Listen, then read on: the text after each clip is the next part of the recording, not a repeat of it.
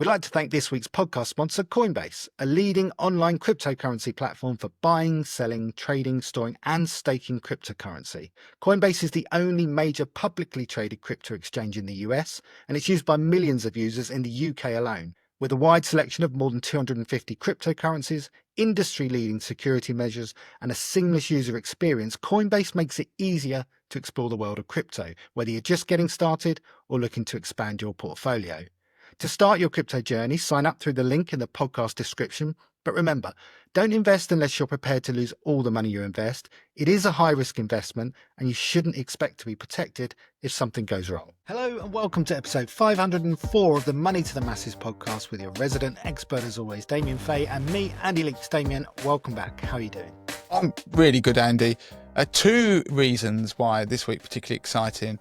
First of all, we went to the Renaissance Foundation again. So it's the charity that we help, and we go in once a quarter to give a talk about money and teach the young people there who are people who are carers or they may have chronic illnesses, and the charity help them. And the aim really is to give them opportunities or exposure to things that they may be missing out on. And some of that is education or helping them do things like apply for university or give them some guidance and really help them be the best version of themselves. It's a fantastic charity. So if you've not seen it, do look them up. And there are pictures on our social channels. You can click through and see their own Instagram profiles, for example. So we went to that during the week and had a great session teaching them all about debt. So that was great fun. And the second thing, Andy, this might not appeal to everybody listen to the podcast, but I'm off to Bilbao. So Tottenham. Why are you whispering?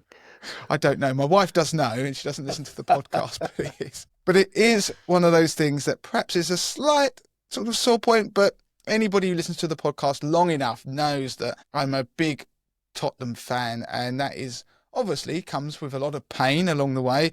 But I've got a season ticket, and so they got to the final of the Europa League, playing Man United, and in the end, I managed to get a ticket, going with my brother over there, and we'll inevitably probably lose. That sounds terribly pessimistic, but we were laughing because we are going. We went to the Champions League final many years ago. People listen to the podcast for that length of time will have heard about it and the subsequent loss. So fingers crossed we finally win something, but it would be very, very Spursy of us to go over there and lose. But that's next week's problem, I suppose. But I'm in very buoyant mood at the moment. So next week when we do the podcast, Andy, we'll record the podcast before I go. So we won't have an update on that for 2 weeks. But hopefully I'll recover. Well, it's interesting that you've brought that up, and it's very timely, actually, because you going abroad next week actually ties in with the first piece that we've got on the podcast. So I'll briefly introduce what we've got coming up first on the podcast, and maybe you can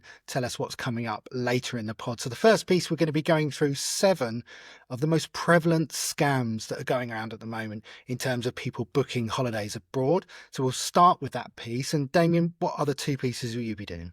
So the second piece on the podcast this week is going to be in relation to tax code. So if you are employed, then you will have a tax code. Unfortunately, millions of people do end up on the wrong tax code, which can mean they overpay or underpay tax. So that can be a problem. And we're at the point where we just started the new tax year. So it's the right time to be checking that you are on the correct tax code. So what I'll be doing is explaining how the tax code works, how you can end up on the wrong one, and what you can do if you are on the wrong one and fix the problem. And the final piece on the podcast is in relation to debt, but something that impacted me this week, which I will bet that most people on the podcast don't know about, that they could inadvertently end up hurting their credit report, which is something that nearly happened to me this week. So I clear my credit card every month, and in doing so, I very nearly inadvertently ended up having a black mark on my credit report. So you need to listen to this piece, because I can guarantee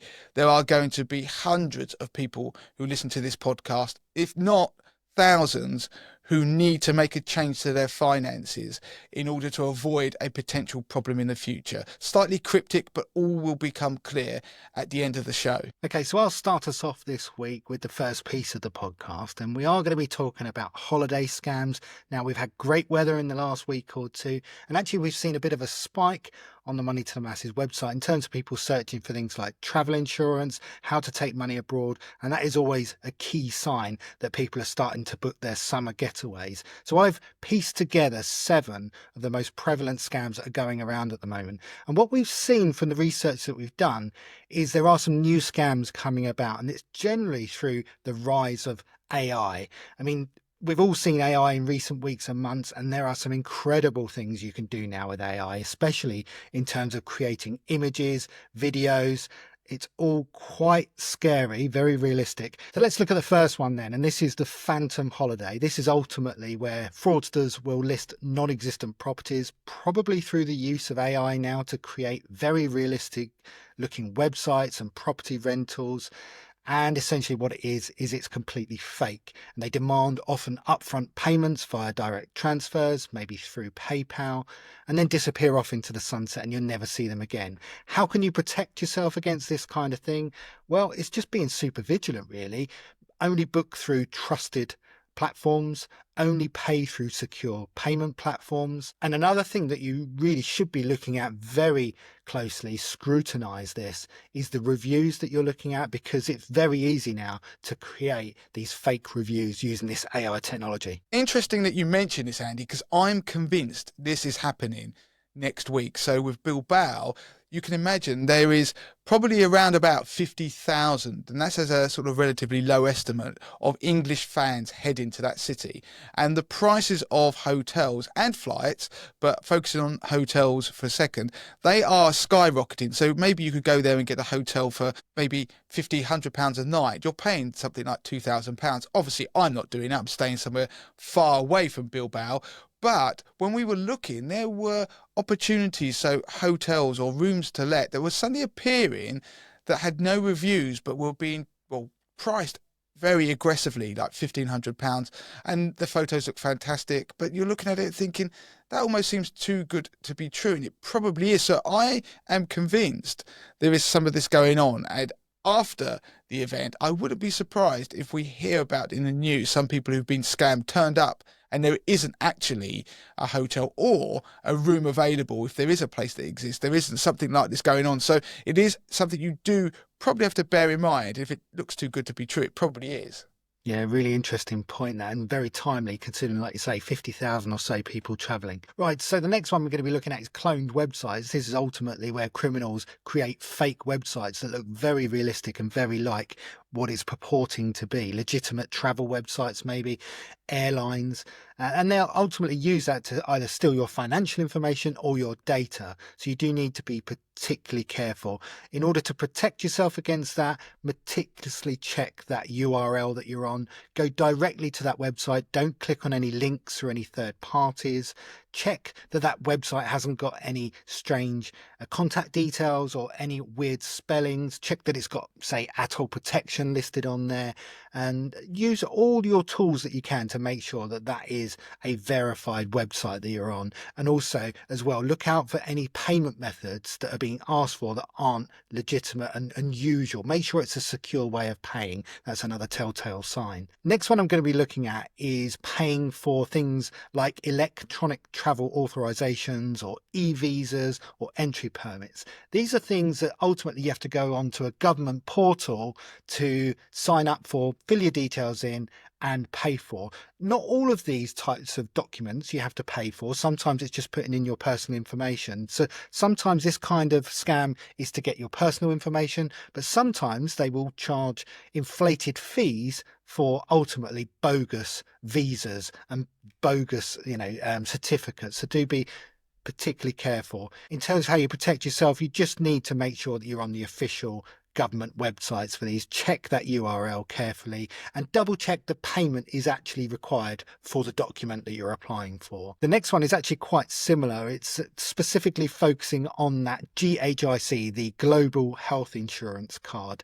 Unofficial websites are charging a fee to process applications for that card. Now, In the UK, that is completely free to apply for, and you do that through the official NHS channels. You need to do it through the website. It's not available through the app. So just make sure that when you're applying for that GHIC, go through the NHS website. Don't go through any other source, and you won't get scammed. The next one to be mindful of is buying anything holiday-wise through social media. Fraudsters are using social media, maybe even using people you respect and know, maybe famous faces, to advertise amazing deals for amazing getaways.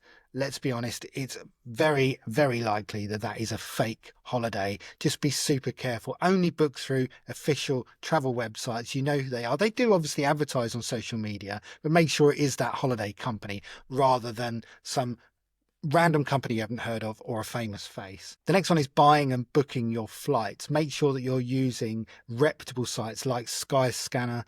Scammers are ultimately selling non-existent or invalid airline tickets. It's very easy using AI to create fake tickets.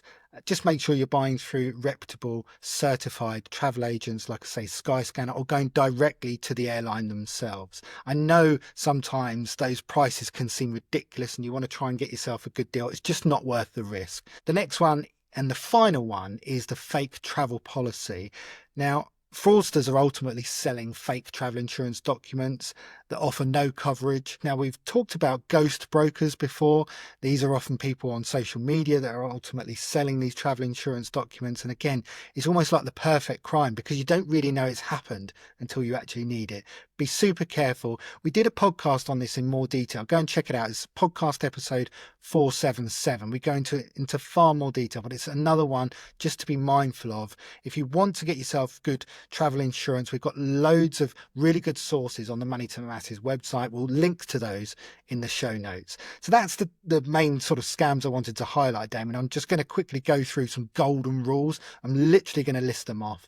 The first rule is verify, verify, verify. Just check. You've got all the time in the world to prepare for this holiday. Ultimately, you've got all the time in the world to make sure that what you're booking and what you're paying for is legitimate. Secure your payments is the next one. Make sure that you are using safe and protected payment methods. Again, make sure if you can, book it on a credit card, you get that extra Section 75 protection. Damien, I think you even mentioned this mantra before. If it looks too good to be true, it usually is. That will serve you really well when you're booking your holiday. The next golden rule is just resist those high pressure sales tactics. Although everyone wants a sale and they want to earn their commission, ultimately they won't stoop as low as to essentially beg for your money. So make sure if you're being pressurized to make certain payments by certain times, think whether this is a legitimate holiday that you're paying for. And the final golden rule, just have in mind exactly who you need to speak to if you think you have been scammed. So understand the immediate steps that you need to take.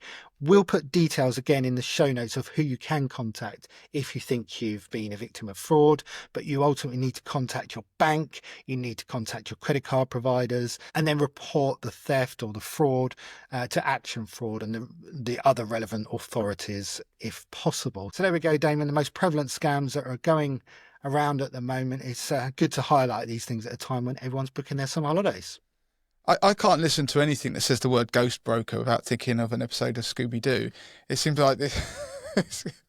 I'm juvenile, I know.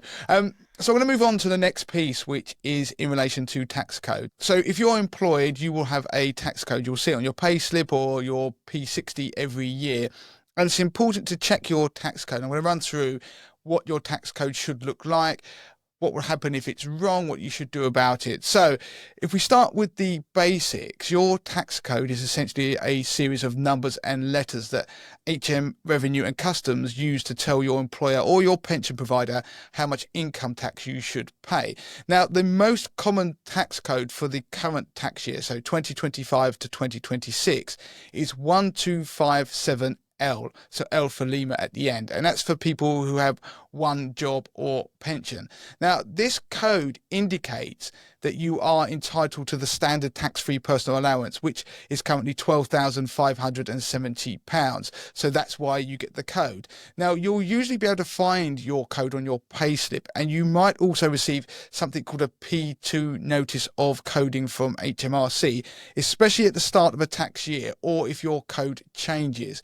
So this notice will outline what your code is and how it's been calculated. Failing that, you can find your current tax code by logging into your personal tax account on the .gov.uk website. Now, when you find your tax code, you'll notice it's a jumble of letters, and I've already given an example, that 1257L. Now, what do all of those numbers and letters actually mean? So the numbers in your tax code usually represent the tax-free income you're entitled to earn in that tax year, divided by 10. So in the example I mentioned earlier, £12,570 is the standard personal allowance. You divide that by 10. That's why you get to 1257 on the most common tax code. The letters give HMRC more information about your situation and how it affects your personal allowance. So I'm going to do a quick rundown on the most common letters that you see in tax codes. If you're watching this on Spotify or YouTube, you will see on screen a graphic showing you the codes with an explanation I'm going to run through. But if you're listening to this as a podcast, then you're going to just have to bear with me as I read some of this stuff out. So the most common is L for Lima. That means you're entitled to the standard tax-free personal allowance. Then you've got M for Mike. That indicates you've got the marriage allowance. So you're receiving a transfer of 10% of your partner's personal allowance. Then you've got the equivalent. So your partner who's transferring the allowance, they could have the letter N for November. So that means they've transferred 10% of their allowance to you. The letter T signifies that you've got complex tax affairs.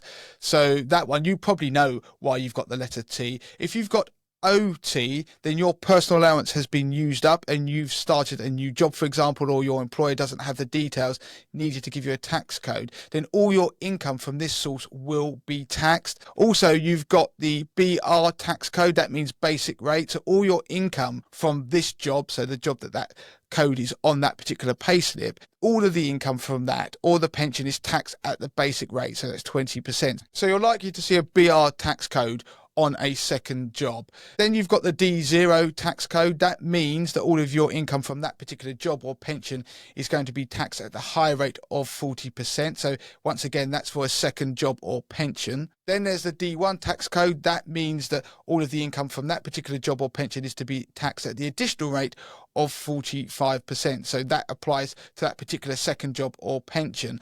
Then we move on to the emergency tax code. So if you see a W1, an M1 or an X on a payslip, this means the tax is calculated on what you are paid in the current pay period, not the whole year. And this often happens if you've just started a new job and HMRC doesn't have all your details yet. Now, the reason why it's so important that you check your tax code is that millions of tax codes can be wrong each year, and so you should never assume that it's correct, and it's your responsibility to actually check it. An incorrect tax code could mean you are paying too much tax or too little tax. So in the case of too little tax, you could end up with a bill later on from HMRC, or if you're paying too much, then you are due a refund. So what are some of the common reasons for an incorrect tax code? Well, there's several triggers. For example, if you've recently changed jobs, HMRC might incorrectly assume you have two jobs if your old employer has been slow to notify them. Having more than one income source, like a second job or a pension, alongside a job can also lead to errors if it's not handled correctly. Receiving company benefits like a company car or private medical insurance can affect your tax code. If you've been a long-term listener, you will know that Andy had this very thing where the numbers in his tax code were incorrect, and it gave away the fact that something was wrong. He checked it and it was assumed that he had medical insurance paid for as a benefit through work, and he'd been going like that for a number of years. So Andy notified HMRC and he ended up getting a rebate that was backdated a number of years, so bear that in mind. Also, even starting your first job or retiring can sometimes lead to being put on an emergency tax code, which will ultimately need correcting. So if you retire, there are plenty of people who start drawing on their pension. We're talking about a defined contribution pension, and they can be put on an emergency tax code. So what are the consequences if your tax code is wrong? If you've overpaid tax, HMRC will usually send you a P800 tax calculation letter after the end of the tax year, and you can claim a refund either by backs, so direct payment to your bank account, or by a cheque. If it's during the tax year, then they can adjust your tax code so you get the refund through your wages. If you've underpaid tax, then you're likely to get a P800 or a simple assessment letter. HMRC will then arrange for you to pay it back, often adjusting your tax code for the following year to collect the shortfall, or by asking for a direct payment if it's a larger amount. Generally, HMRC can go back 4 years to reclaim underpaid tax, but it can be longer if they believe you were careless or acted deliberately. The good news is that there are steps you can take if you think your tax code is wrong and you wish to get it corrected. One of the first steps is to make sure you have your national insurance number, and you can contact HMRC. You can do that by calling them, so on 0300 200 3300, or you can use your online personal tax account via gov.uk. You can then inform them or simply update your details, including the changes that you think might affect your tax code. Things like a change in company benefits or a change in circumstances are the things that I'm talking about. If HMRC agrees your code is wrong, they will update it and inform your employer or pension provider of the new code. Your next payslip should then show the new tax code with the necessary tax adjustments being applied. These are usually smoothed out over the remaining months of that particular tax year. It means paying slightly more or slightly less tax each month depending on the situation, but ultimately you should also talk to your employer, your HR department, and the people who pay your wages. So just to recap, find your tax code on your payslip or P2 form, understand what the numbers and letters mean, check it regularly, especially if your circumstances change. If you think it's wrong, contact HMRC straight away. It may seem like a bit of a faff, but getting your tax code right is fundamental if you want to manage your money effectively, and also you want to ensure that you are paying the correct amount of tax. Okay, so moving on to the final piece of the podcast then, Damien, we're going to be talking about something that happened to you this week, which kind of shocked you in a way, because even though you pay off your credit card in full, somehow you were embroiled in a situation whereby that could actually harm your credit score. You're going to explain what happened and a bit of a warning for some listeners. So even if you clear your credit card every month and you have a direct debit maybe set up in the background as a safety net in case you forget,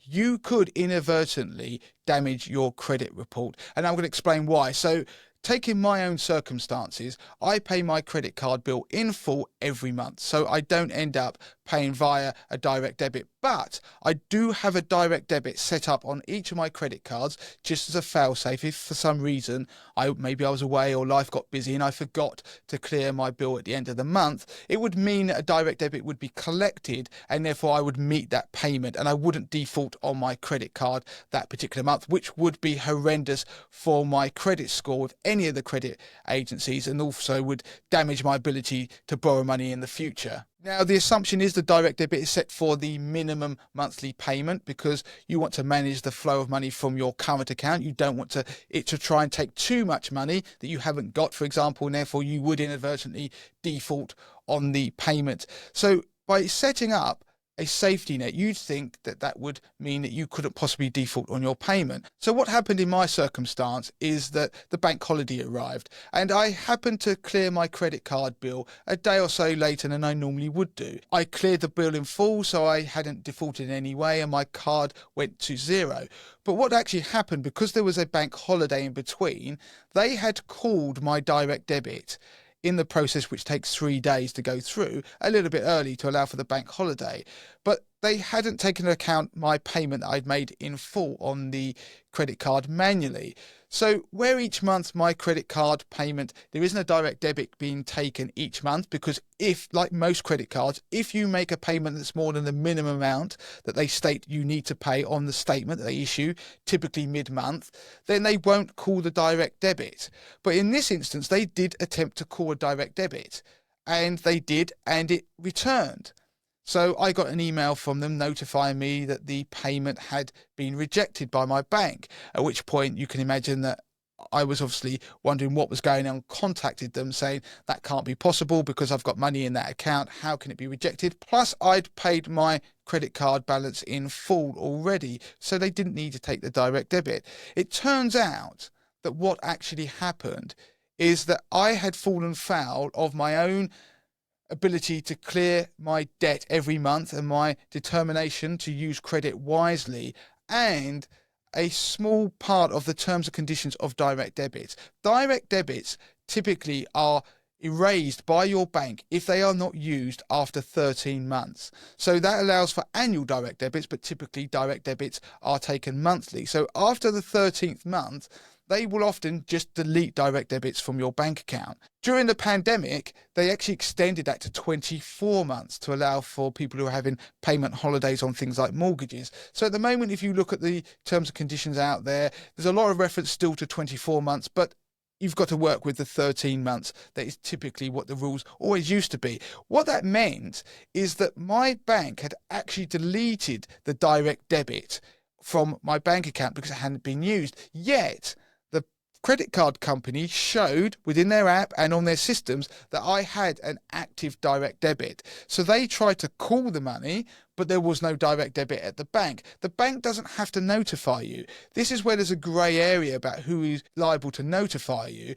In reality, it's the person like the credit card company should be notifying you that this could be a problem, but they don't by rule, and they don't seemingly have to, but your bank doesn't either. So if you're listening to this, and there will be hundreds if not thousands of people who clear their credit card every month and have done so for more than a year, and they have a direct debit set up as a fail-safe, go and check your bank account, because I can almost be certain that your direct debit has been deleted by your bank. And I can be that certain because I told this story to my dad, who uses credit in as responsible a way as I do. And when he checked his bank account, despite his credit card company telling him, showing him in the app that he had an active direct debit, when he checked with his bank account, it had been deleted. So in my instance, had I been away on holiday and had not received an email, you don't necessarily always check your emails, and had I then not been able to make a payment, even if the credit card had given me a little bit of a leeway in terms of making the payment, I could have ultimately had that payment default. And it was because I'd already made a manual payment that it didn't default. And so I obviously had a massive argument with the credit card company, who assured me that the fact the direct debit was rejected isn't reported to the credit agency, but had I not made a payment and ultimately hadn't made a payment for that month, even if they'd given me a grace period, then it would have been, then that just shows you that you can be trying to do the best thing and be responsible when it comes to money, but the system sometimes can fight against you. And in this case, it's how direct debits work. So the company in question has assured me this is going to be fed back, because you can imagine this went quite a way up the chain when I wasn't very happy about it. They've assured me that they're going to try and change their communications and start to identify people who have direct debits that haven't been called upon for more than 13 months, for them to check whether the direct debit has been deleted. So this is, for me, a very big story, because you could be using credit cards responsibly and inadvertently still damage your credit report. So as I pointed out to the credit card company, had I not been using credit responsibly, ensuring I don't pay interest on any debt that I had and cleared it every month, so they weren't making any money from me, if instead I'd be paying the minimum monthly amount on my credit card debt, so they were making lots of interest, then my direct debit would have remained active and I would never have possibly defaulted on my debt because it would be paid. But financially I would be worse off. But by clearing the debt each month, then I could have fallen foul of this detail with the direct debit agreement and ended up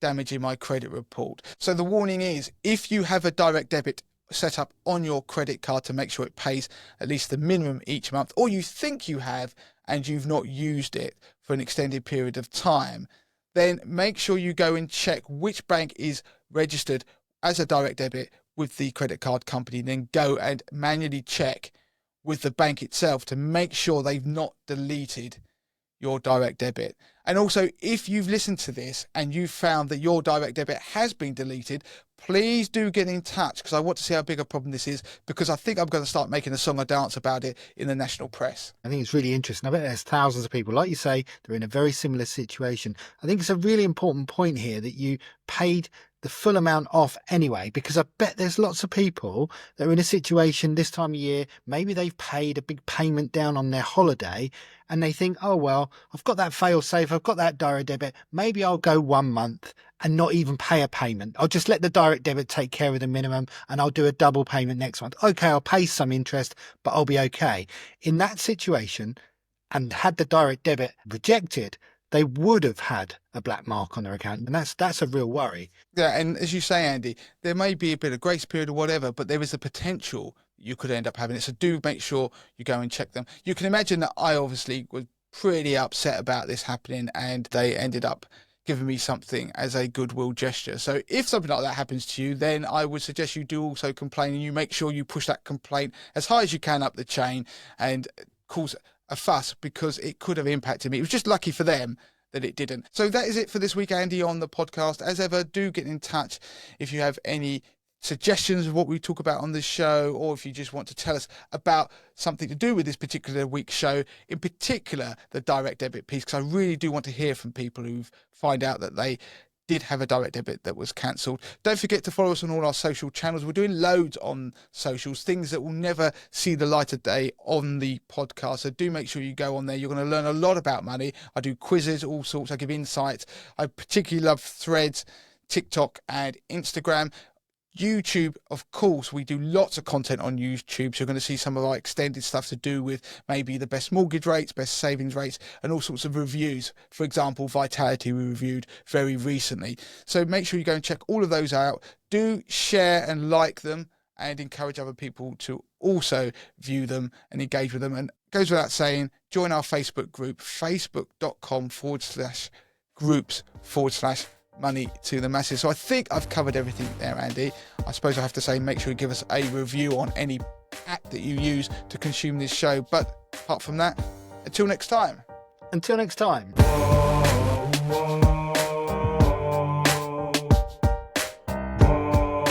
Whoa.